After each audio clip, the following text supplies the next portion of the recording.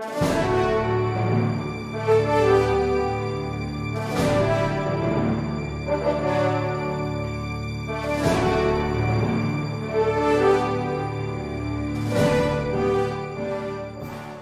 ating mga batas at ang masamang epekto nito sa ating demokrasya. Kaysa ako sa pananagutin ang may kasalanan.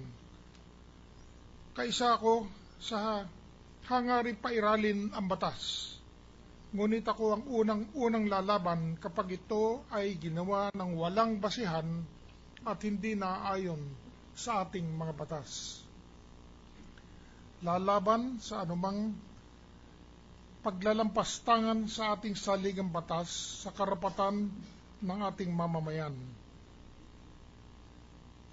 Ito lang po ang tanong ko sa bayan at ito rin po ang tanong ko sa prosecution. Ladies and gentlemen of the prosecution, ito lang po ang tanong ko sa inyo. Kung talagang malakas yung inyong kaso na isinampa sa akin, bakit kayo kailangan mag-imbento ng ebidensya? Sagutin po ninyo yan sa taong bayan. Bakit kailangan mag-black propaganda?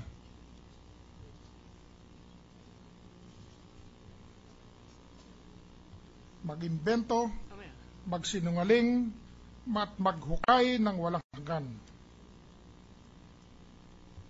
Bakit kailangan humantong sa madumi, sa masama, at sa mapanakit na paraan? Naway wag na sana pong maulit.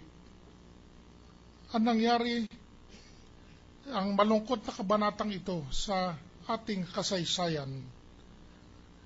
At sana'y wag na muling mangyari sa kaninuman ang pang-aapi na metodikal na pagwasak sa mga institusyon, sa simbahan, sa military, sa bureaucracy. Sa aking pananaw po, 30 dahilan kung bakit ako ay sinampahan nitong impeachment complaint na ito. Ang una po, ang matinding galit ng hasyenderong Pangulo sa pagkakatalo niya tungkol sa Hacienda Luisita. Ano po ba ang karapatan ng Pangulong Aquino na ikagalit sa pamamahagi ng Hacienda Luisita sa magsasaka? Ang lupaing ito ay pinahiram lamang sa kanila. Inagaw lamang itong lupang ito sa mga ninuno ng mga kasalukuyang magsasaka. Halos 60 taon na pinakinabangan at pinagkakitaan nila ang Hacienda Luisita. At pagkatapos ngayon, ayaw na nilang isoli. Mr. President, for the prosecution, please, may I say something? What is the pleasure of the prosecution? This is highly irregular. The Chief Justice is taking advantage of this platform and is being allowed to speak without the benefit of direct examination. All the issues he has mentioned are irrelevant here. Anyway, Counsel, my understanding is that this Chief Justice is making an opening statement that will be a part of his testimony. You can exercise your right of cross-examination at the proper time. So let us allow the Chief Justice to finish. Just for the record, Mr. President, just for the record. There are parties here who are being accused, maligned. I said let the Chief Justice proceed. Yes, Your Honor. Ginoong prosecutor, kausap ko po ang taong bayan. Hayaan naman po ninyo kung kausapin ng taong bayan. Sige po.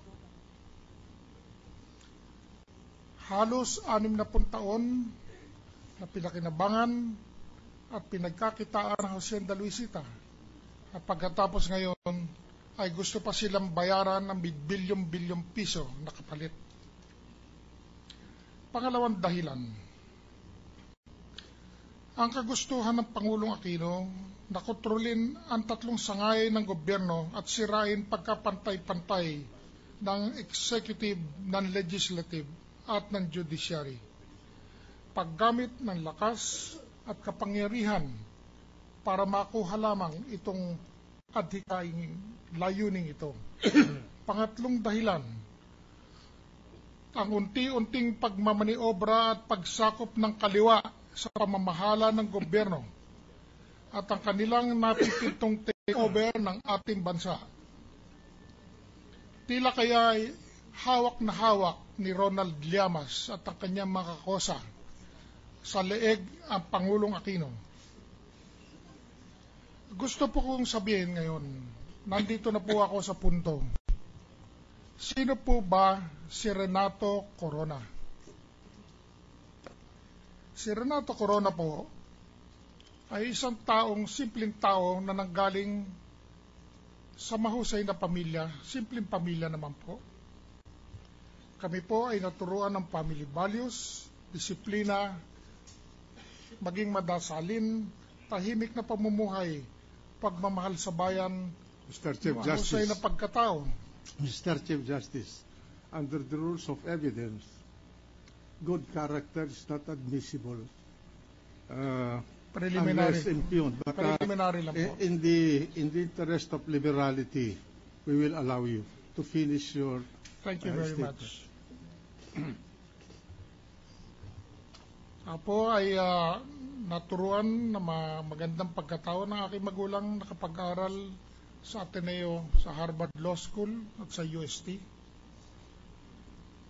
Hindi naman po kami nanggaling ng aking may bahay sa maralitang pamilya.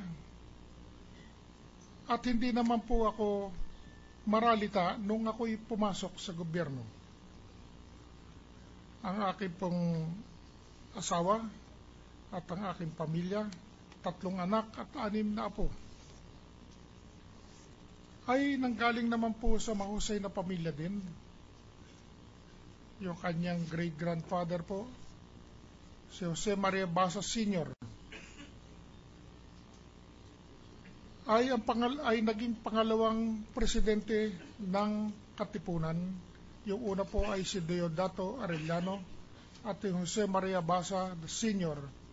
ang pangalawang presidente, at nung pangatlo po ay pinalitan na nilang pangalan, si Andres Bonifacio, tinawag na nilang Supremo.